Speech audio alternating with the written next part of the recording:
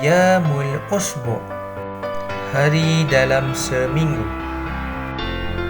Assalamualaikum warahmatullahi wabarakatuh.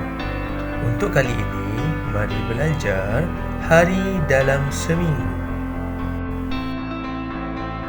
Yaumul Arbi'ah, Yaumul Arbi'ah, hari Rabu. Yaumul Khamis, Yaumul Khamis, hari Khamis. Yaumul Jumaat, Yaumul Jumaat, hari Jumaat. Yaumul Sabt, Yaumul Sabt, hari Sabtu. Alhamdulillah, telah selesai 7 hari dalam seminggu.